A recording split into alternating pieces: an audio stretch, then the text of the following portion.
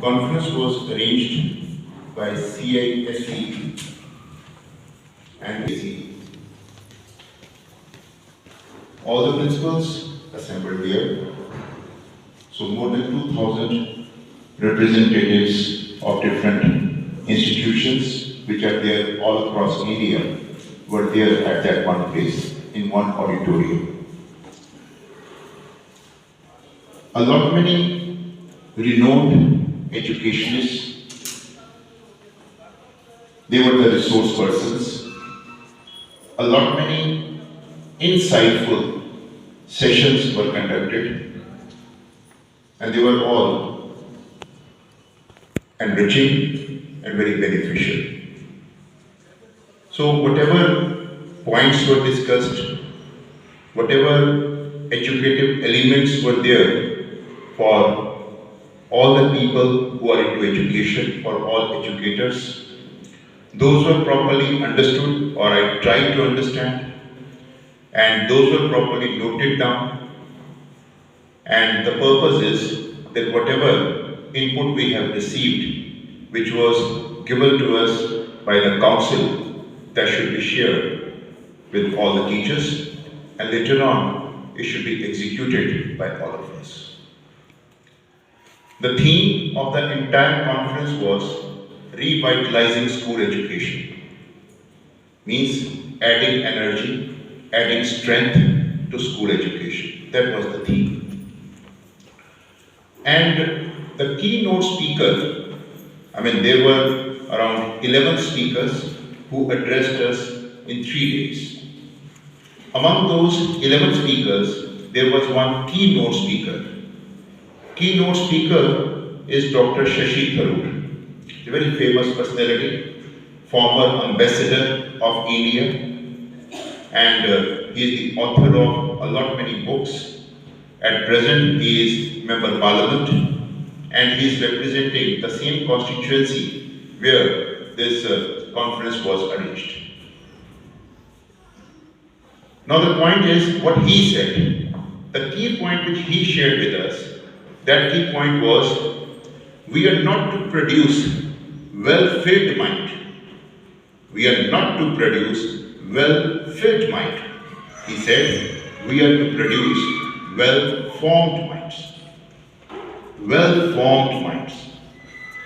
So that was a beautiful way of interpreting the kind of education that is to be imparted among the children, that what we should be aiming at, we should be aiming at creating well-formed minds, well-shaped minds. Now it's very important that we all understand what this particular phrase, that is well-formed mind, what does it imply? Well-formed mind means the mind that does its functions. Now, what are the functions of mind? Mind thinks. So, if suppose we have the students who are capable of thinking, who are capable of making analysis, what is right, what is wrong, then definitely they have got well-formed mind. They have got the mind that understands. And they don't have the mind that just mug up, that just crams. So if the mind is such which is filled with facts, which is filled with some information, that information, those facts, everybody forgets just after examination. Whatever I was taught in 10th standard, I don't remember it now. So whatever I was taught in my post-graduation class, I don't remember it now. Do you remember? No. So, purpose is not this, that we are to fill something in the minds of our child. Rather, we are to make him capable of understanding. So whatever I understood about my subject, about life, in my college education, in my school education, that I am using even now. Whatever values I understood when I was there at the school, or when I was there at the college, that I'm carrying on even now. So the point is, we need to make children understand. Whatever is being taught to them, they must understand. If that understanding is there, that means we are creating well-formed mind. If our students are capable of thinking, that means we are creating well-formed minds. If we are creating such students who can easily distinguish between what is right and what is wrong, that means we are creating well-formed minds. This particular statement is applicable in every class. It may be sports class, it may be, say, music class, it may be arts class, it may be science class, it may be commerce class, it may be pre-primary class, it may be middle class, it may be senior most class. This particular thought, if we keep in our mind that we are to create well-formed mind, that means we have got clarity of the objective that is to be achieved. So well-formed mind is that which understands that this is the learning objective that is to be achieved by me when this lesson is being taught. This is the learning objective, this is the purpose which is to be accomplished by me when I am attending this class. So it is our duty to make him understand what is his purpose of attending that specific class that is being conducted by you. You need to make him understand. Huh? If you don't make him understand, how will he understand? And if you don't make him understand, how will he develop a well-formed mind? If we ignore something improper being done by the child, that is taking him away from the objective. Objective is to create well-formed mind. Objective is to make him understand. Objective is to make him think. Objective is to make him distinguish between right and wrong. So if that objective I am forgetting, or that objective the student is forgetting, so what is the purpose then? Then we are creating well-filled mind only,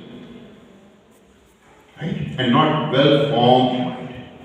So this entire session is based on the discussion that is well-formed mind. Usually, we tell the child, do this and don't do this. You should think like this. But we do not implement any such way which enables him to understand how to think. How many such activities are being conducted in the class which tell the child that this is the way or this is how you are supposed to think. You should start thinking. Usually we don't give such assignments to the children. We don't conduct such activities in the class. Therefore, they are not capable of understanding how to think. So let us conduct such activities which make the child think or which tell him how to think. It is not this, you tell him think this and he starts thinking like that. Where is his own uniqueness then? Every child is unique. So that uniqueness is to be respected by us. Goodness is not available in one color only. Goodness is available in multiple colors, in multiple shades. So we should let the child discover his inherent goodness and he should share that goodness with us. When you keep him engaged in thinking exercise in the classroom, obviously he will not think bad thoughts. He will not think anything which is misleading. He will not think anything which disturbs the class or which creates indiscipline. So that thinking is being controlled by you, but in the right way. It is not this, he will start thinking. We have given him an interesting task and everybody is involved in that. So that is the point which is extremely important. It often happens, we make comparisons in the class, even I do. If that child is a bright child and you are not so bright. So what we do, we compare a child who is not so bright with a child who is exceptionally bright. Our intention is good. We want that the child who is not so bright should also get inspiration from the child who is exceptionally bright. But one very good lesson which was shared with us, and that I'm sharing with all of you. There is no harm if this kind of comparison is there and we are inspiring the child to be as good as the strong child of the class is. There's no harm.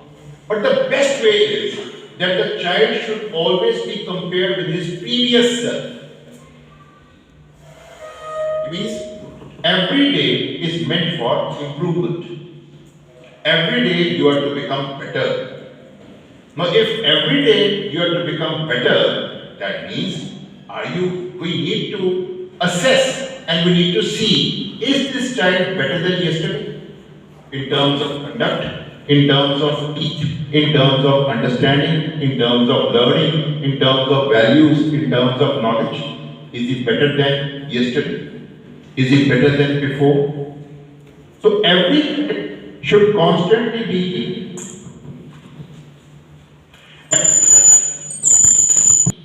comparing himself with his previous performance. So that way he is not in competition with others, rather he or she is in competition with himself or herself. And that is the best competition.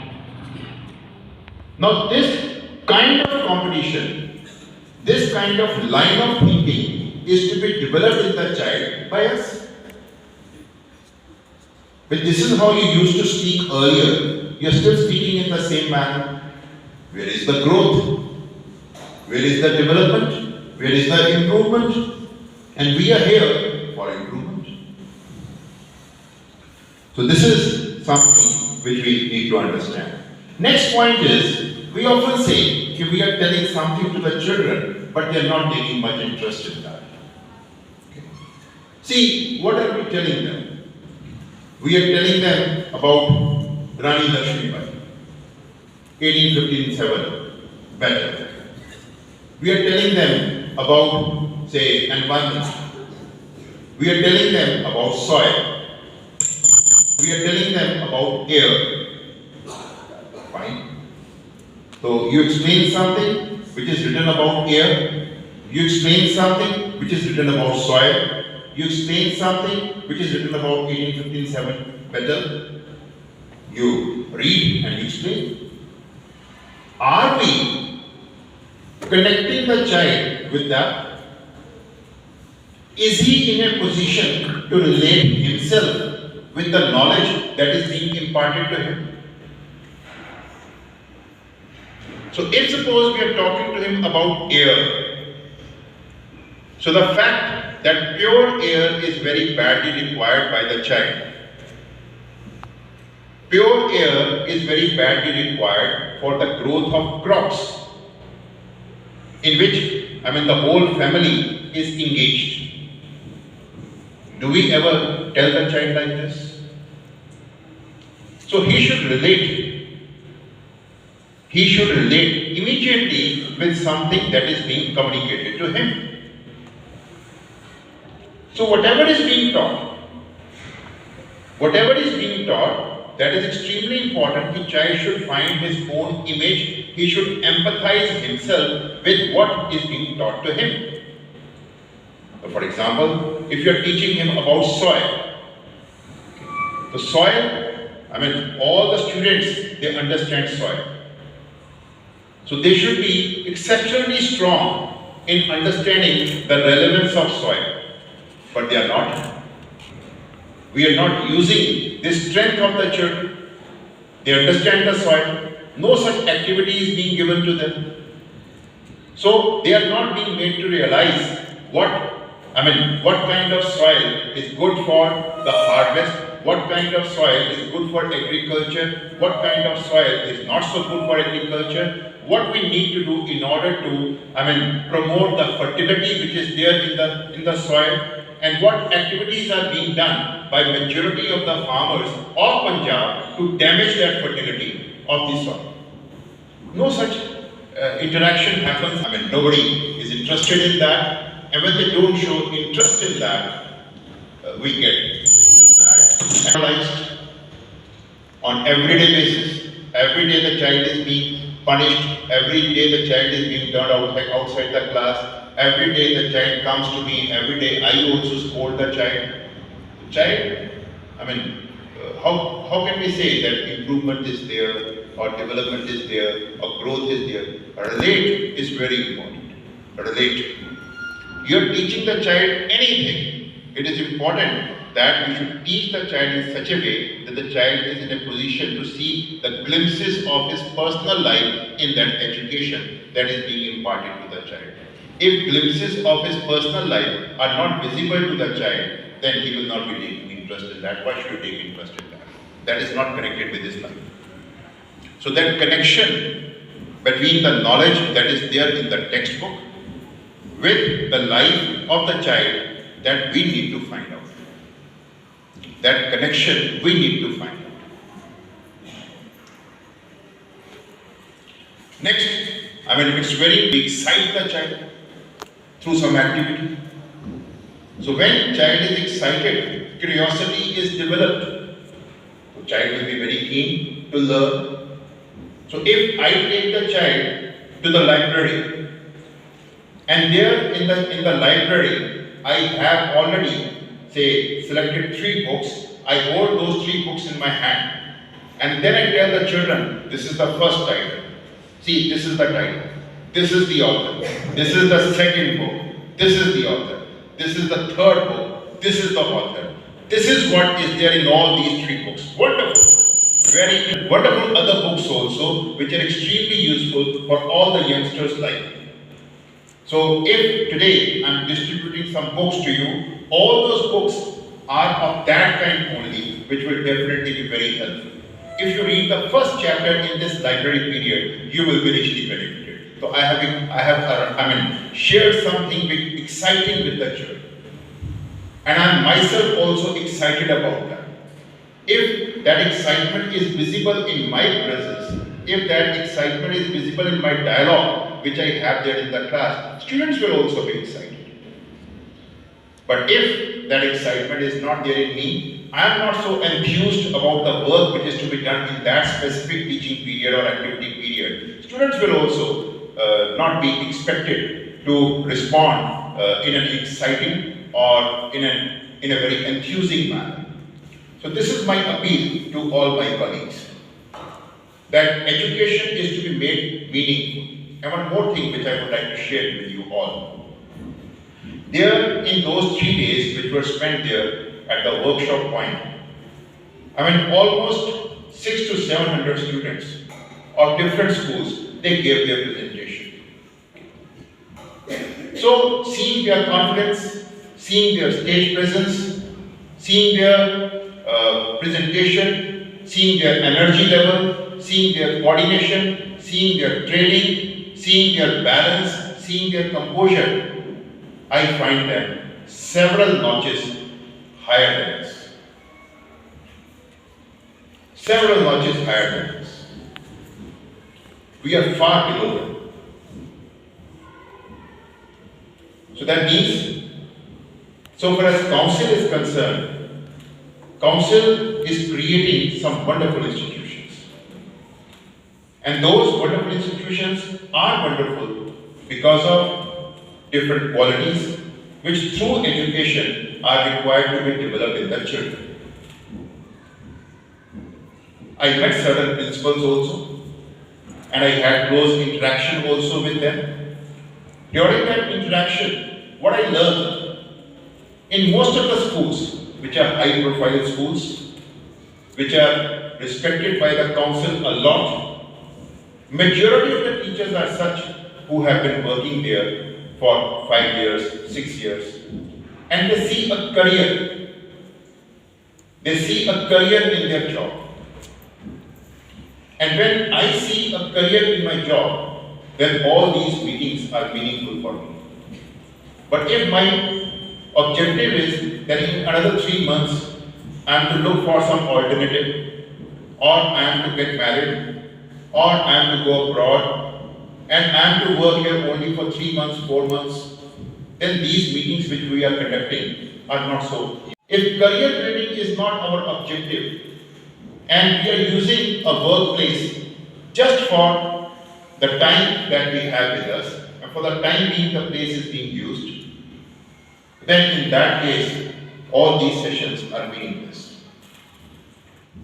So perhaps this is the reason that the kind of growth which I could easily observe in the students belonging to certain institutions, and that kind of growth, if it is not there in our institution, because this institution is also now 11 years old, rather it is into its 12th year now.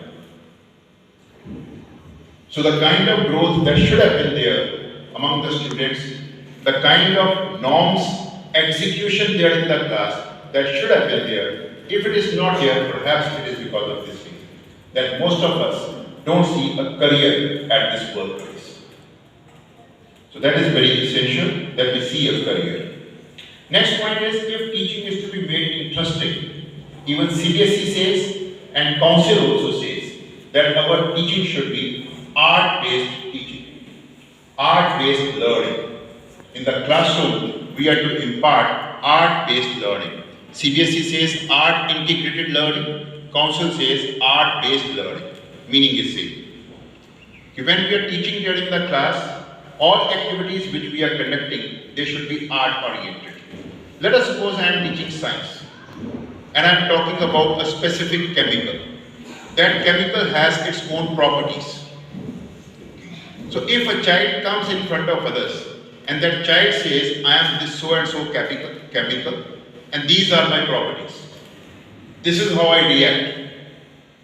So I am giving, or I am what you call dramatizing something there in the class. So through this dramatized presentation, I am integrating art into chemistry. So this too can be done, and that will arouse some interest there in the children. Children are also asking questions. How do you behave if you find heat all around? Then he responds, I expand, or I do like this, or I explode when heat is there all around. So that way, if art-integrated learning is there, that is going to be very useful. And art integration means interdisciplinary teaching also. Let us suppose you are talking about nature, and you are teaching them literature, आप उनको literature पढ़ा रहे हैं, and you are teaching a poem. That poem is based on, nature. So art teacher services are taken. Madam, you kindly make a sketch or you kindly make a painting, come to the class and show that painting to the whole class. So teacher ने literature पढ़ाया है, वो daffodils पढ़ा रहे हैं जिसमें nature को glorify किया जा रहा है, और वहीं पर teacher आते हैं, वो daffodils का एक scene उन्होंने painting में बनाया हुआ है, वो बच्चों को दिखाते हैं, बड़े यहाँ देखो ये daffodils जो हैं ऐसे dance कर रहे हैं, देखो कैसे हिल रहे हैं, कैसे enjoy कर रहे हैं. And what kind of scene is there? Scene is very peaceful. And this is one gentleman who is the poet. He is enjoying himself in this kind of company. These are the colors of daffodils. Daffodils के ऐसे colors होते हैं. Okay? और ये देखें, ये river का scene हमने साथ में बनाया है, तो बच्चे river भी देख रहे हैं. So this is called interdisciplinary teaching. Okay? तो ये interdisciplinary teaching भी art integrated learning में ही आता है. I'll explain it further in a short while from now. There is experiential learning. Experiential learning means what? Anyone? Experiential learning.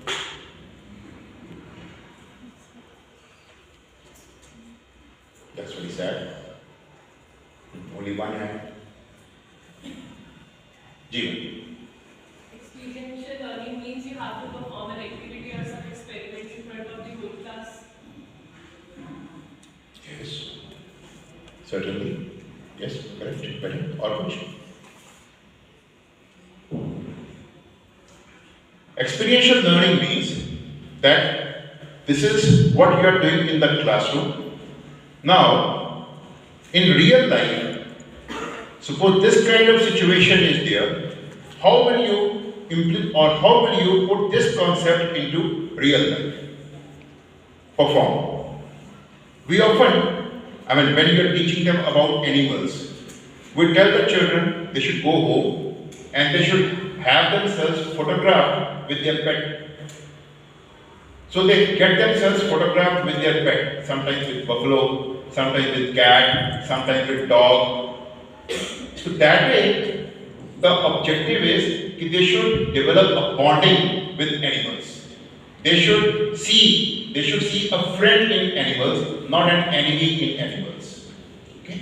So that way, this is experiential learning. Now, whatever they are reading there in the textbook, okay, they are achieving that objective by doing some activity in the real life. We tell them to speak something about the pet which they have. So they speak something good about the pet which they have. So they understand what good they are getting from that particular pet. उनको समझ में आ रहा है कि इस पेट से क्या हो रहा है, ये पेट मुझे क्या बेनिफिट दे रहा है, ये पेट केवल डेकोरेटिव पर्पस के लिए नहीं है. This pet has got some value in my life.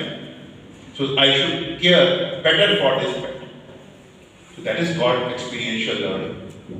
तो ये experiential learning, ये हमें सभी को देखना है कि हम बच्चों को ये मौके दें जिससे कि वो उस लर्निंग को जो वो टेक्स्ट बुक में ले रहे हैं उसको रियल लाइफ में अप्लाई करें. That is a challenge for everybody.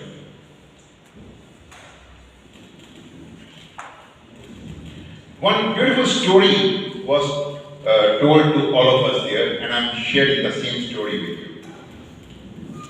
Once a professor told the entire class that I am to conduct a test in the class. Is it all right? So what he did, he distributed papers. So everybody took the papers and then he told the class, do your test. Everybody was looking at each other. Blank papers have been given to us. What are we supposed to write? He said there is one dot there on the paper, black dot. See? So we think, black dot. Now do your paper. Everybody started writing about that black dot. Black dot. Everybody. Black dot. So he, after 15 minutes, he collected the sheets and he said, you saw one small black dot and you wrote about that. You had so much of white, fair paper or space in front of you, which was absolutely blemishless, which was absolutely without any kind of, dot or without any kind of blemish. It was absolutely blemish-free space. You did not write anything on that. When you see the negative side, you see the dark side of the life, and you don't find anything good. You don't see anything good, and if something good is there in front of you, you ignore that. One small dot is there, and everybody is writing about that dot. This dot should have been here. This dot is very dark. It is black in color. Everybody is describing that dot. Nobody is talking about that fair, that white paper which is there all around, on which there is no stain, on which there is no blemish, which is absolutely stain-free and absolutely unblemished. उसके बारे में किसी ने कुछ नहीं दिखा. So same point, when we are teaching here, so in case we are into fault finding, we'll be able to find faults in every kind of presence of the child, and we'll be able to find fault with all the systems that we are trying to implement here at the school. But if suppose something positive is there and that we are ignoring, so we are working against the basic principles of education. We are not supposed to work against the basic principles of education. Let us see something good. Let us talk about that also. If the same thing is done in the class with the students, I believe students will also improve. You tell them this is good in you, this is good in you, this is good in you, this is good in you. The child will also start perceiving himself as a good boy or as a good girl. But child perceives himself as a bad boy or as a bad girl, then how can that child come out of that perception? वो perception उसके दिमाग में तो होने डाली है ना, you are this much bad, you are this much bad, you are this much bad. So this was a wonderful story. Every resource person who took the sessions, they were all highly learned people, highly erudite people, very sagacious. Their reading was very vast. And one of them, that is Dr. Tharoor, when he concluded his session, he used 3 words. Those 3 words were read, read, read. Very important. We the teachers, we the educators want our children to read. So that is very important, that we should give them the live demonstration of reading. I've never come across, we have good library in the school.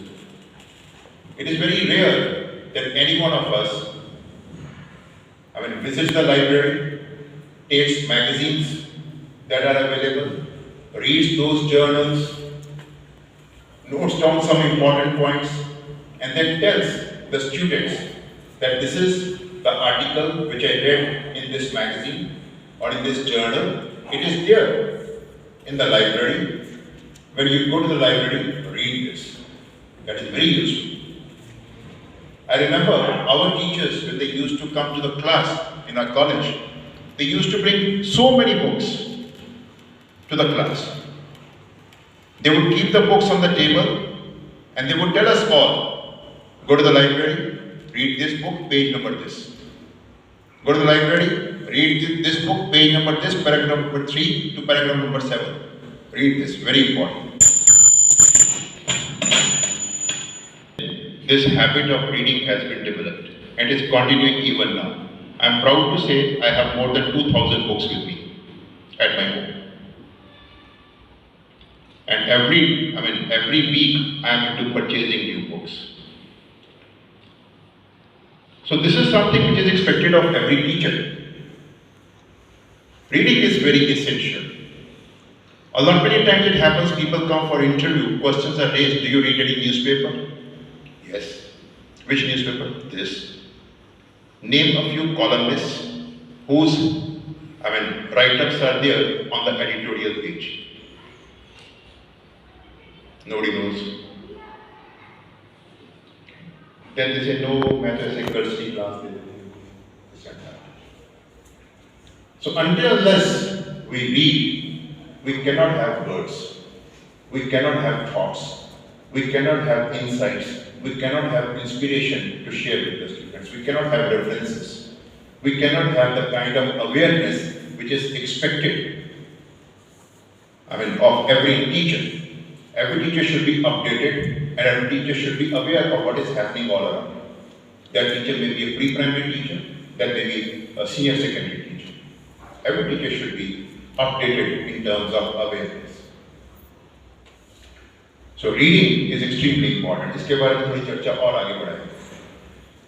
आप बताएं इसमें कुछ rule होना चाहिए? We should be reading newspaper or we should be reading a library book.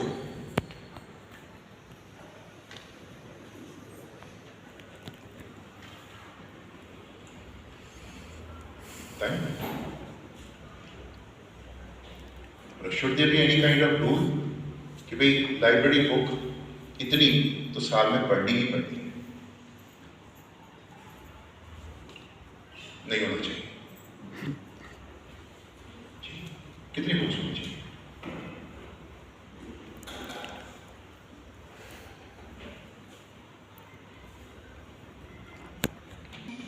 One book in 1 week.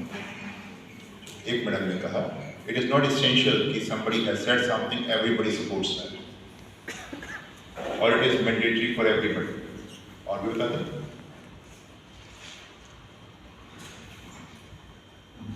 Yes.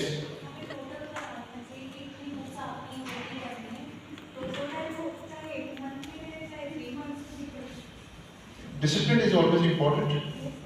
In case, I mean, you have to read 6 books in a month, you'll be ignoring your textbook reading. Then you'll be blaming me once again. You said read 6 books, therefore I'm not reading textbook. As good as you can. Huh? As good as you can. उसमें फिर there is no discipline, ना? Rule तो ना. Rule is essential. कि भी इतना तो पढ़ना ही है.